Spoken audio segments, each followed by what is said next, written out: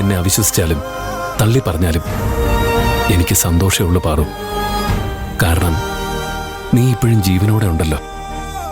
അവിടെ ജയന്തി ചേച്ചിയും സൗന്ദര്യയും നീഷ ചേച്ചിയും ഉഷ ചേച്ചിയും മോഹൻ ചേട്ടനും കരുണാകരൻ സാറും അരവിന്ദ് സാറും മുക്തയും ഒക്കെ ഉണ്ടായിരുന്നു.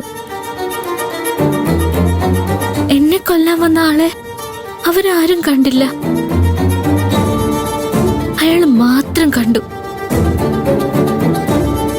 ആ കൊലയാളി എന്നെ കൊല്ലാൻ ശ്രമിച്ചത് അവരാരും അറിഞ്ഞതുപോലുമില്ല.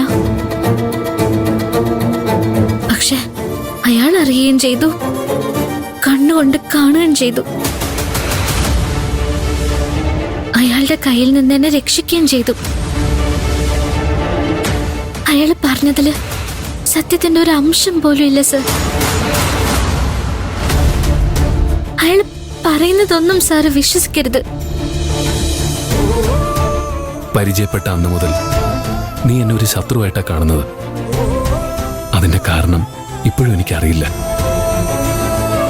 അവസരം കിട്ടുമ്പോഴെല്ലാം എന്റെ നേർക്ക് നീ വിരൽ ചൂണ്ടുന്നുണ്ട്. പക്ഷെ എന്തിന്? അതെനിക്കിപ്പോഴും അറിയില്ല. നിന്റെ നേർക്കൊരാപത്ത് വന്നാൽ ഇനിയും ഞാൻ ഓടിയെത്തും. കാരണം നിന്നെ എനിക്ക് അത്രയ്ക്കിഷ്ടമാണ്.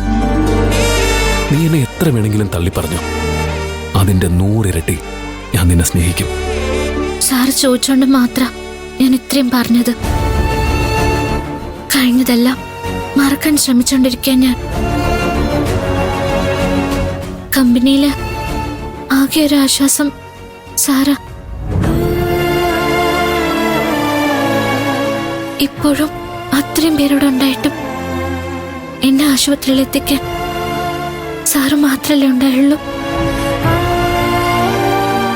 സാറിനോട് എത്ര നന്ദി പറഞ്ഞാലും മതിയാവില്ല. നന്ദിയോ?